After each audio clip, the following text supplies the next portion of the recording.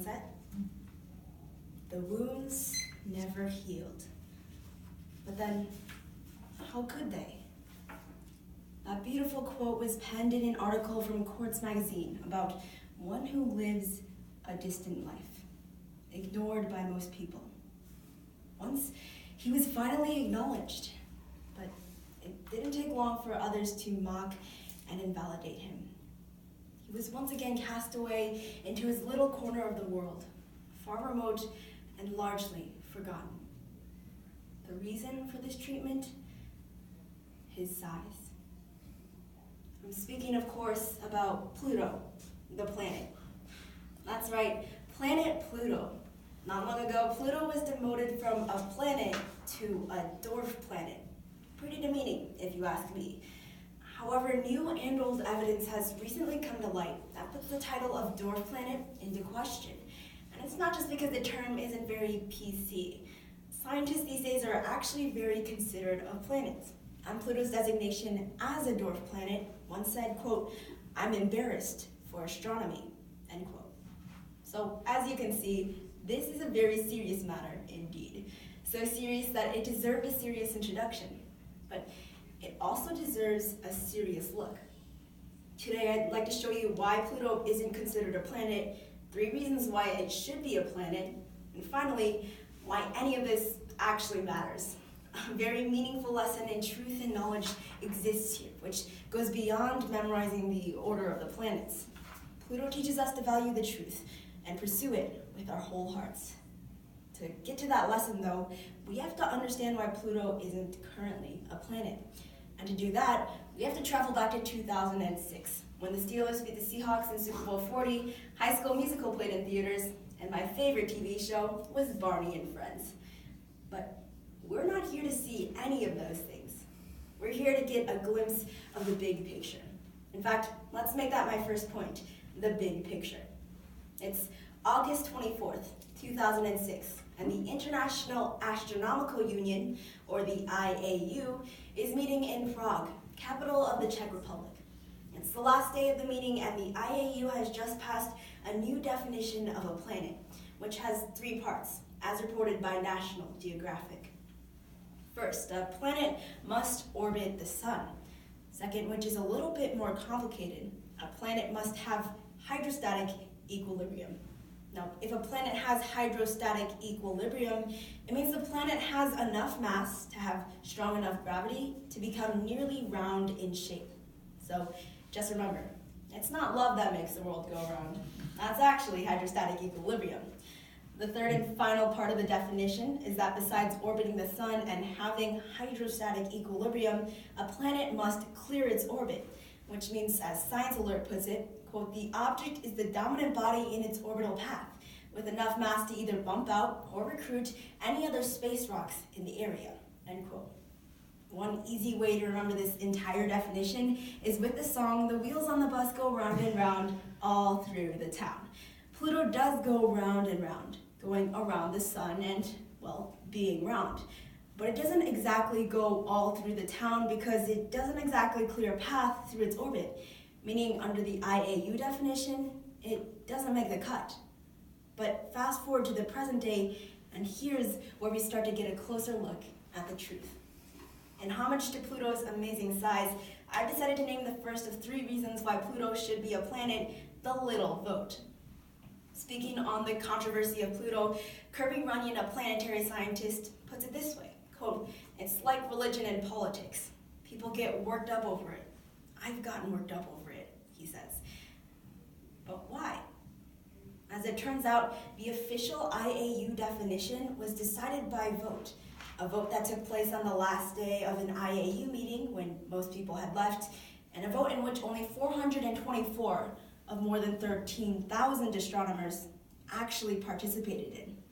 So some might side with Mike Brown, an astronomer at Caltech, in gleefully proclaiming after the vote, "Pluto's dead." But others might join Alan Stern, leader of a NASA mission to Pluto, who notably said, quote, "I'm embarrassed for astronomy." Less than 5% of the world's astronomers actually voted. That is an incredibly small number. That's like if only 5 senators out of the 100 in Congress or needed to pass a bill. President Trump would have built a border wall a long time ago and would probably be visible from space. Speaking of space, though, thanks to the 5% of astronomers who voted, it has only 8 official planets. But this doesn't sit well with many astronomers.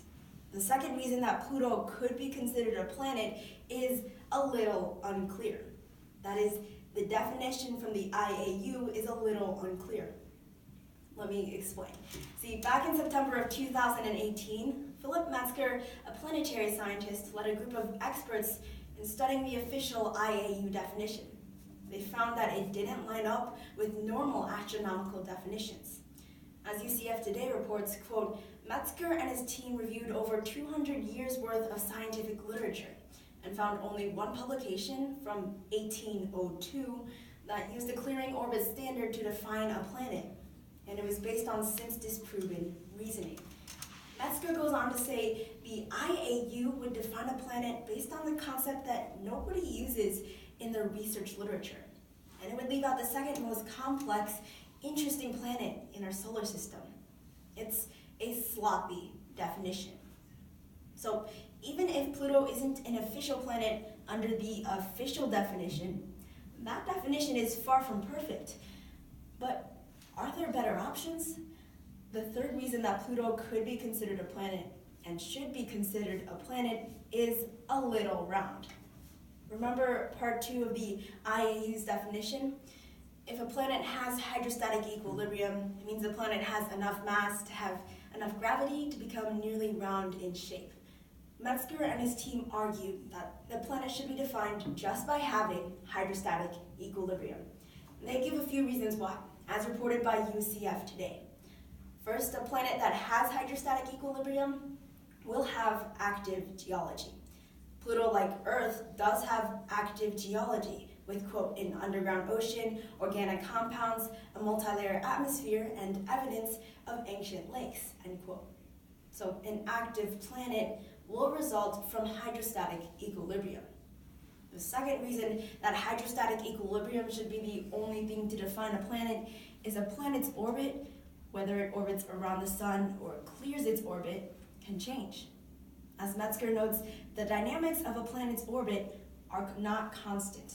They are constantly changing, so they are not the fundamental description of a body, end quote. As it turns out, whether or not the wheels on the bus go round and round all through the town doesn't actually matter. What matters is the shape of the planet, how round it actually is. So Pluto, there's sufficient evidence to argue that it ought to be recognized for what it is, a planet underappreciated by science. Today, I hope I've shown you a few reasons why. First, the vote to demote Pluto was itself not legitimate. The IAU definition is far from perfect, and a better definition would have, well, space for Pluto. So, the next time someone calls Pluto a dwarf planet in front of you, just remember, hydrostatic equilibrium makes the world go around. But this speech is about more than just standing up for the little guy. It's interesting to note that an arguably better definition of a planet would look at its internal properties, not its external properties, almost like a nod to a deeper truth. Don't take things at face value. Often it's easy for us to simply view surface values, but we risk missing out on learning or seeing important things. Great scientists have made great discoveries in science because they sought truth in God's creation. We are called to be more than simply viewing surface values. We are called to be truth seekers. In fact, we are created in the image of God, and we reflect that when we seek truth. 1 Samuel 16:7 says, "So whether you eat or drink, for a man looks on the outward appearance, but the Lord looks on the heart," end quote. Even if you forget the definition of hydrostatic equilibrium or how many astronomers voted to define a planet, I hope you remember to seek truth. Sometimes there's more than meets the eye, and that's the case with Pluto, the little planet with a big heart. Thank you so much.